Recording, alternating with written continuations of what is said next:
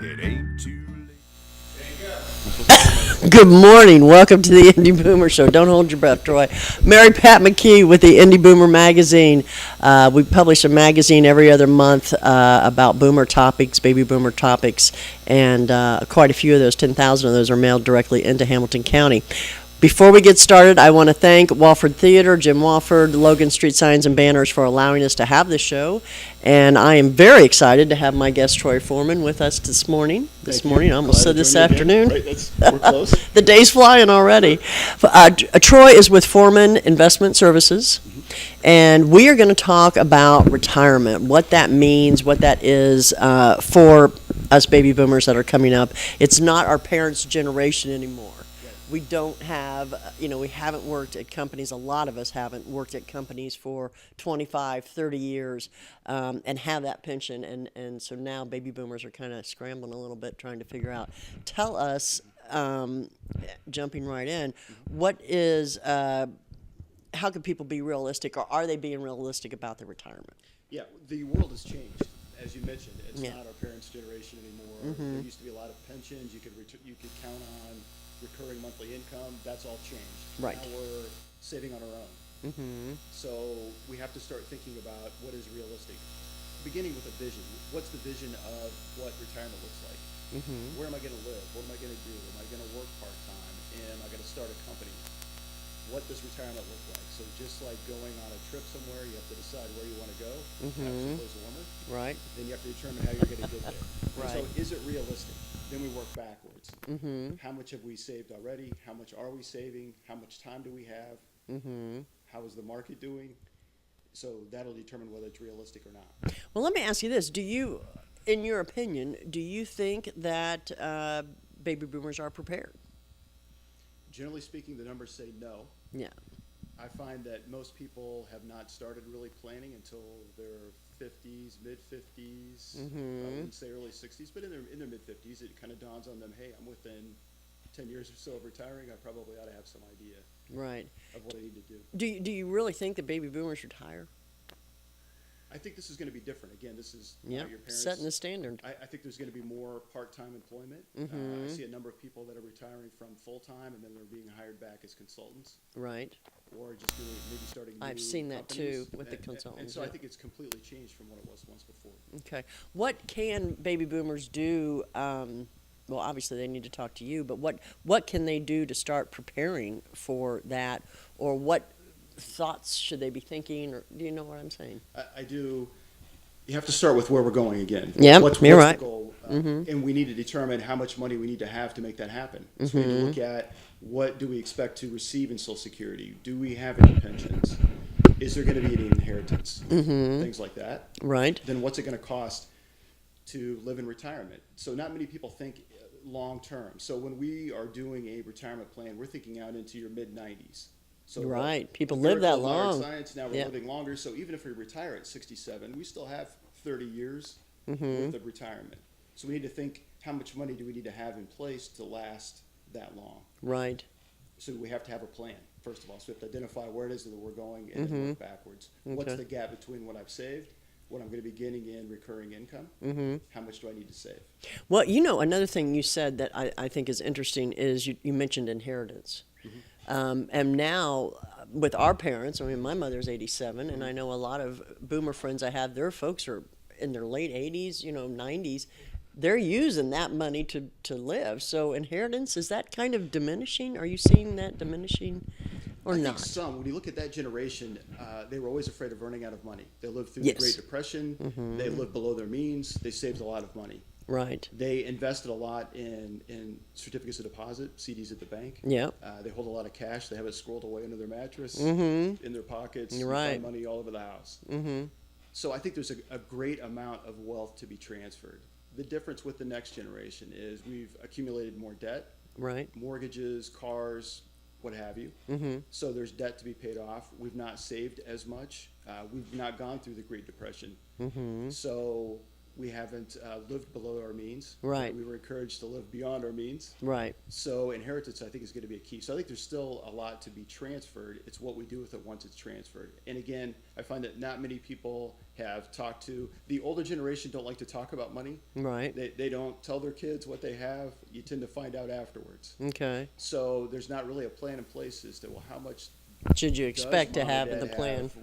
What can we expect? Right. So part of the planning process, I think, is just encouraging those conversations amongst family. Okay. Well, and the conversation is always very important. You talk about a plan. We need a plan, and that makes sense. After the plan is set up, what's typically some of the next steps?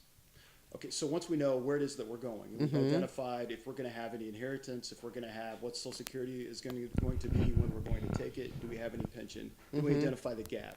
How much have we saved? How much is it that we're going to need? Then we need to identify how much do we need to save, where are we going to save that, and how are we going to invest it? Right. Yeah, so that would be the next step. Following that then is going to be, are we on pace? So at least once a year, take a look to see, are we on pace? Is the plan correct? Are our returns, are our assumptions correct? Right. Are we on pace? Well, do the boomers have enough time to save? I mean, because I'm 55 and I have to agree with you. I've started to think about it. Not that I ever see slowing down. I don't really want to. But the thing is, if you turn 65, 70, do we have enough time to save? You do, because again, if we start, let's say, in our mid-50s, and we're not going to retire until 67, and are we going to retire? Are we going to continue to work beyond that? Right. So we still have 15 years, maybe 20 years, maybe 25 years worth of saving to go. Right. It's always better to start earlier. You don't have to save as much, more flexibility, but it's never too late.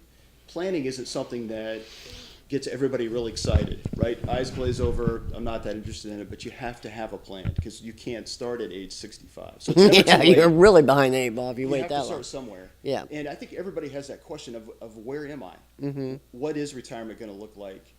How much do I need to be saving? Am I going to have enough? I think we all have that question. Right. Where the difficulty comes in is getting answers to that question, Yes. right, and following through. So we try to make it as easy as possible to do that plan, to work together, to start to formulate how much do we need to be saving, how are we going to invest, Okay. What is retirement going to look like? Well, let me ask you this, and if it's this long answer, we'll have to take it to the next segment. But is Social Security going to be there? I believe it is. You do? Okay. Yeah, I do. I worry about that because I think that it's not going to be there by the time. There's some easy fixes. The longer they delay, the harder this is going to get.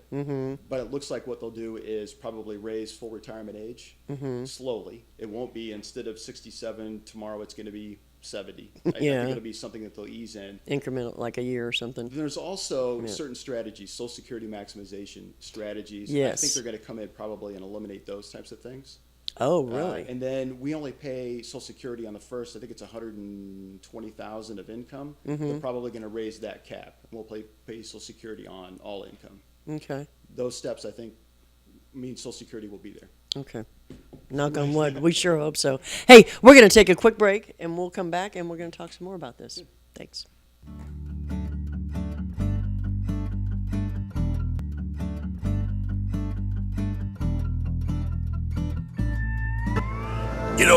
When Margaret and I decided to sell the old estate here, we had only one choice in signage. Logan Street signs and banners. Conveniently not located on Logan Street anymore, but rather located on 10th Street on the south side of Noblesville. Well, we sold the old beauty, and we were able to buy this wonderful estate. And we had so much money left over, I was able to buy this beautiful 1968 Eldorado Cadillac for Margaret. Only 472,000 miles. Margaret loves it because it's got those big seats and that heavy-duty suspension to support her svelte frame. Next time you're looking for signs or banners, call old Jim at Logan Street Signs and Banners, 773-7200. Conveniently not located on Logan Street anymore. Everyone knows it's easy to find first-run movies in the big theaters. But where can you go to watch your favorite classic movies on the big screen for the perfect night out? Why rent a flick when you can rent the entire theater? Call today to reserve our 32-seat theater for your next event, or just stop by to see what's showing this weekend.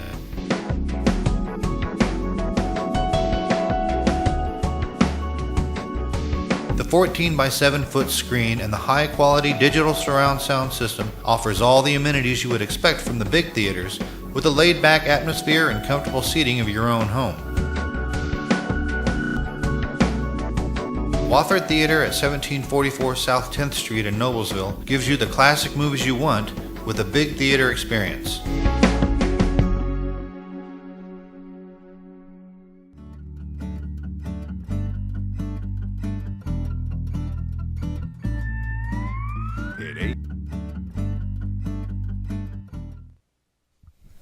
More lately, really. Welcome back. You caught me with my glasses on. Mary Pat McKee, publisher of Indy Boomer magazine, and it just dawned on me that should be holding up the January issue of Boomer magazine, Indy Boomer magazine. Since I don't have one right in front of me right this minute, I wanted to let you know that the promotion or the cover of the magazine is all about Boomer TV. It's going to be hosted by Patty Spitler. I see that I could possibly be receiving the magazine very soon into my hands. Oh, Oop. there it is. I'll be darned. Anyway. Manna from heaven. There's the cover. Hey, go to indyboomer.com, get the digital version. You can read about Boomer TV, which is starting March 1st on Channel 8, Wish TV at 10:30 on Sunday mornings. Love to have you watch it with us. And so I am sitting here with Troy Foreman. Hi, Mary Pat. Hello. Troy Foreman, Investment Services. Right. We were talking in the first part of the show about retirement and planning for it and what we need to do. One thing, I was reading some of the things that we wanted to talk about today. I don't want to miss them. And I love this because I want to know the answer to it. It's all about your house, about the mortgage. A lot of people, baby boomers, if they've lived in their house long enough, they are actually paying their mortgages off. Is that a good thing? Tell me about how that fits in the picture. I think that it is. I'm not a big believer in debt, and I would much prefer that when you hit retirement that you're completely out of debt. It's going to give us a lot more flexibility. Worst case scenario, we have our home, and it requires less living expense. Right. So we're much, even with money as cheap as it is, when we take a loan, I'm still not pro debt. I'd much prefer to see, and we tell our clients, we'd much prefer you have that debt paid off when you hit retirement, if possible. Okay. Debt paid off, but give me your opinion of reverse mortgage. Do you feel, or are you familiar with that? Is that something you tell people to do or not to do? Or generally, it's not something that we do as a practice. Okay. But we're seeing when you see a lot of commercials. Yeah, and I don't know that that's right. More people. So if I'm in retirement, I think who it's for, who it could benefit. If I'm in retirement, I'm on Social Security. That's my only income. Right. I'm having a hard time making ends meet. My home is paid for. Okay, there's an asset that has no cash flow. It doesn't generate interest and dividends. I can't live on. And it's probably your biggest asset. So basically, what it is an equity, home equity loan, right? They're loaning you. They're loaning you back. You're not making payments, but they're paying you monthly. So in essence, that's what it is. You're monetizing the value of your home. That eventually will have to be paid off at some point, usually at your death. Yeah. So it'll be your heirs that would then pay off the outstanding loan. Really? Yes. That does not sound so good. Well, if it depends on the situation you're in. I mean, if I'm desperate and I'm sitting in a house and I need to be able to make it, because you've got to be able to make it to the end, right? In your mid-90s, it's an option. I think it's an option. Okay. It's worthy of discussion, but I wouldn't discount it. But you need to find out more. I mean, the commercials always show people, right, with the white picket fence, and they're out painting it, and they've got a reverse mortgage, and look what they've done. Right. But really, it's an equity line of credit on your home. I think the bottom line to all of this is that you really need to ask an expert. You need to ask a professional because they're so, it's like going to the doctor anymore. And I was talking to somebody about this the other day, our folks, when they went to the doctor, there was just a general doctor. Nowadays we have a cardiologist, different specialists. Right. And the same thing comes into the financial arena. Absolutely. You're crazy if you think you can figure out your way through Social Security or retirement or any of those, those things that we got to figure out. Right. So I'm going to get to some of these other questions before we run out. Okay. When will I know for certain that I can be financially prepared to walk away from a full-time job? We get the question all the time. So people will come in and say, again, like we said in the previous segment, this is what I want to be able to do in retirement. This is what I need an income. So it comes down to the question of, can I can I retire? And sometimes the answer is, yeah, you've saved enough, you've planned ahead, you've been able to accumulate enough to fill in that gap between probably Social Security, maybe some pension, and what it is that you're going to need. Or it's you're going to have to work part-time, you're going to have to be able to generate some money in between. I think that's part of the planning process. So once we have the plan in place, then we can start to measure and judge just how close are you, and is it okay? That you need. Mhm. Okay. Right, to the number that you need, right. Okay, that's a great answer, that's what I wanted. What principles should I apply or basic rules should I follow when utilizing as many tax-efficient plans as possible? And there's a ton of them. There is. I would start with what's available at work, because typically you have some type of matching program. So the least amount you want to do is defer enough income to get the 100% match. So 3% I think is usually the number. So they'll match 3%, right? They'll match 3% usually on the first 3% of your income. So the very least you want to do is put in 3%. So you're already doubling your money, right? Because they're putting 3% in. How much you need to defer is going to depend on what the plan is. How much do I need to be saving? Right. Okay, the maximum amount that I can save this year in a 401k is $18,000. Okay, so when you look at tax-deferred vehicles. Is that determined by the federal government or by the company you work for? By the federal government, right. So now we're IRS rules. Okay. So IRS rules say thou shalt only be able to put in $18,000 I understand. in 2015.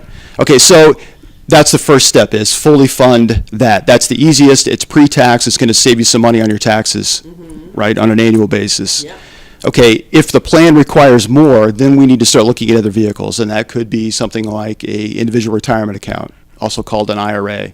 And that's 5,000, isn't it? Or it used to be. Right. It's $5,500 in 2014. Okay. 2015, it's $6,000. Oh, so they're increasing it. So they did increase it to $500. But then there's also what's called a catch-up provision.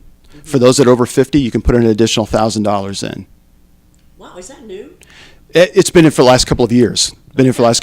And actually, I bet a lot of folks maybe don't know that. right, and I should mention that you also have that same capability within your 401k as well. So I mentioned the 18,000. You could actually go to 24 if you're over 50. Yeah, Wow, that's great. it's great. That really is. That's good to know. I learn something every time. That's a good thing. Right. How should I That's a invest good my thing. retirement funds to help reach my goal? I'm assuming, in talking about that, I mean, let's assume it's somebody like me who doesn't really have a company that I can have a 401k or anything like that. Tell me how that works. Okay, so there are many options if I'm self-employed. I own my own company. Maybe I'm the only employee. Right. There are many options. A SEP IRA, a simple IRA. Again, I would encourage you to go to someone who Knows what they're doing. knows those plans, can guide you, and choose the right. I have no idea what you're doing. Exactly. So I would talk to somebody to help you work through that process as to what the best option is. Okay. How that money is going to be invested is dependent on a few determinants. How much do we need to get in return? So we've identified how much have I saved, Right. how much do I need, what's the gap. So how long do I have, right? So time horizon, what's the need that I have, but then also what's your I'm able to sleep number. How much risk can you take? Yeah. Because if we try to get too aggressive in that, I've got to have these really high returns to fill that gap, you may not be able to sleep at night when you watch the news and the world's on fire and you feel like you got to do something. You tend to want to get out of the plan. You stop, let's make a change, and now you're already off course. Okay. So how you invest, I think, is what's going to allow you to stick with the plan. So we're able to stay patient. If we look at just the market this year, the Dow Jones has already moved over 3,000 points in the first 10 days of trading.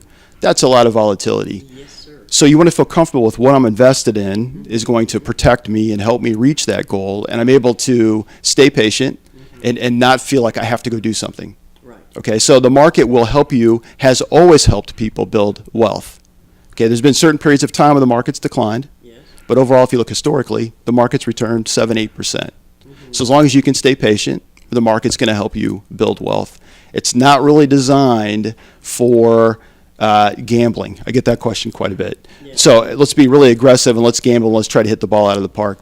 That's not the way to build wealth. That's very difficult to do. go to Vegas if that's what you want to do, right? So the market helps you build wealth slowly and methodically, but you have to be patient. So how you invest and what you invest in, all of those things have to be determined. So that's why you really need to have a plan in place. Go back to the original. And you had mentioned a number of professionals. You're going to have an accountant, an attorney, an advisor.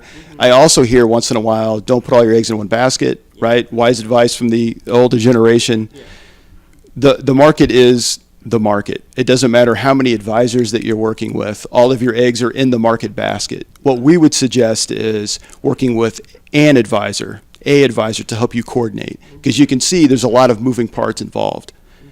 Being able to keep track of what's going on and are you on track is difficult. So either you assume that responsibility and you work with many people, or you hire a head coach, for instance, and let them run the team. Yeah. Right? They do the coordination. That's what you guys can do. That's exactly what we do. Okay.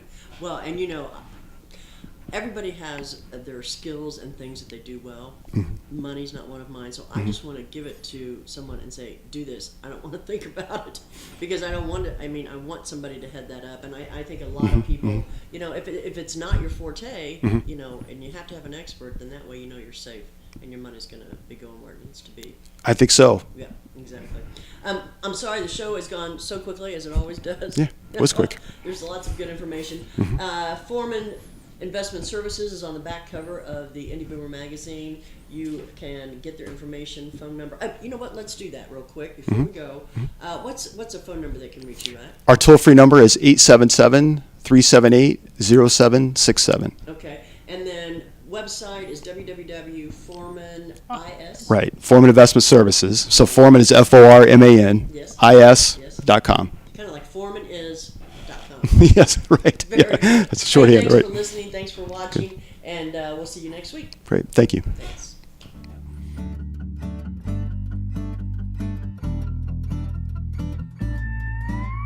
It ain't too late.